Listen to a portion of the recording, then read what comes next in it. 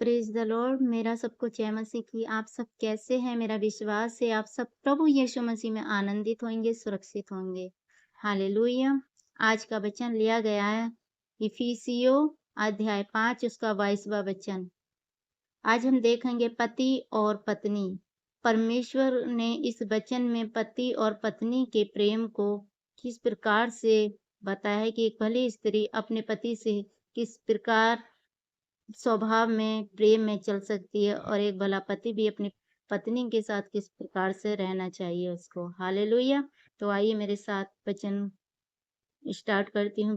लिखा है पत्नियों अपने पति के ऐसे अधीन रहो जैसे प्रभु के। हालेलुया। प्रभु ये कहते हैं वचन में लिखा है कि है पत्नियों अपने पति के ऐसे अधीन रहो जैसे प्रभु के अधीन रहती हो। एक भली स्त्री को अपने पति के इसी रीति से अधीन रहना चाहिए जैसे एक प्रभु के अधीन रहती है, क्योंकि पति पत्नी का सिर है, जैसे कि मसीह कलीसिया का सिर है और स्वयं ही देह का उद्धार करता है। हालेलुया। लिखा है क्योंकि पत्नी पति का सिर है, क्योंकि पति पत्नी का सिर है, जैसे मसीह कलीसिया का सिर है।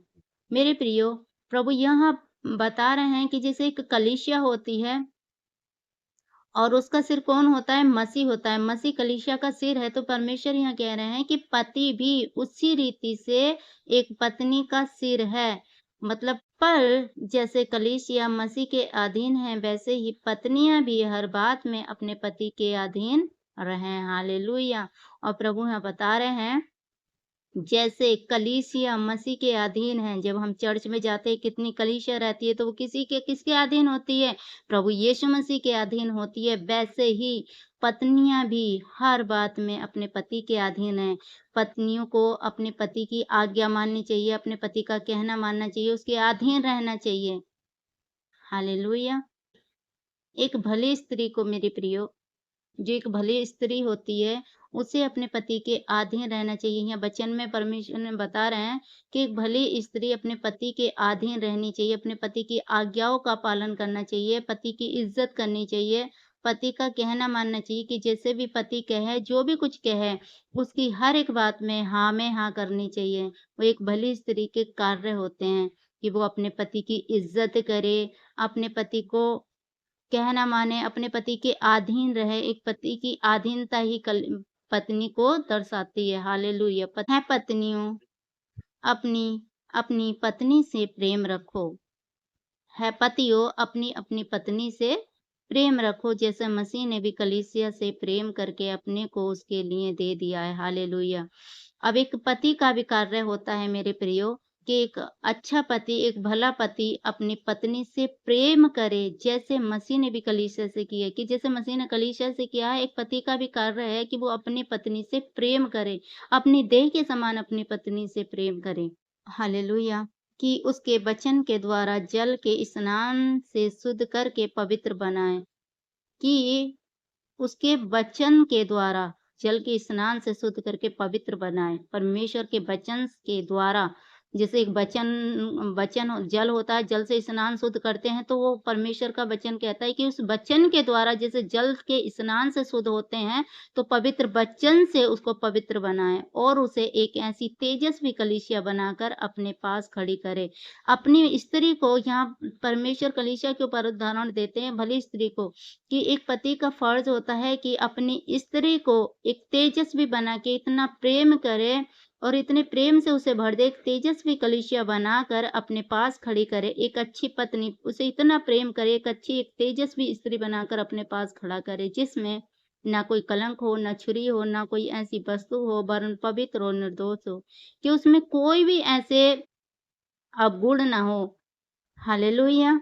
कि उसमें छुरी ना हो, उसमें कोई ऐसी वस्तु कलंक ना हो। तो एक एक अच्छे पति का फ़र्ज़ होता है अपनी स्त्री को इतना प्रेम करे, जब वो प्रेम करता है तो उसके अंदर की जो भावनाएँ होती हैं, जो गलतियाँ होती हैं, प्रेम सारी चीज़ों को ढाँप देता है और जब एक पति अपनी पत्नी से प्रेम करता है तो उसके अंदर कितना भी निष्कलंक पाप हो, गलती हो, वो सारी क्या हो जाती है, वो माफ़ करके और उसे अपनी देह के समान प्रेम करे।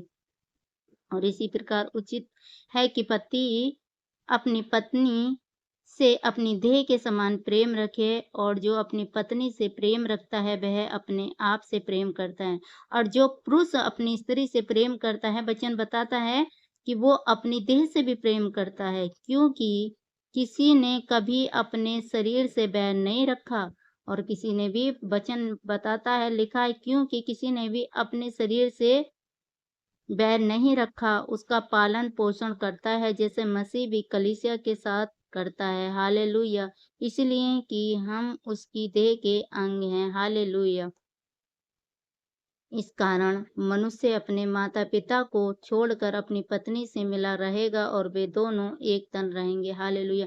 परमेश्वर का वचन कहता है मेरे प्रियो कि इसीलिए ये परमेश्वर की बनाई योजना है कि मनुष्य अपने माता-पिता को छोड़कर अपनी पत्नी से मिला रहेगा। वे दोनों एक तन हैं क्योंकि स्त्री पुरुष में से निकली है, वो दोनों एक तन हैं। हालेलुया! इस वचन के पढ़े जाने पर, सुने जाने पर प्रभु आप सबको आशीष करे, सबको जय मसीह की। God bless you.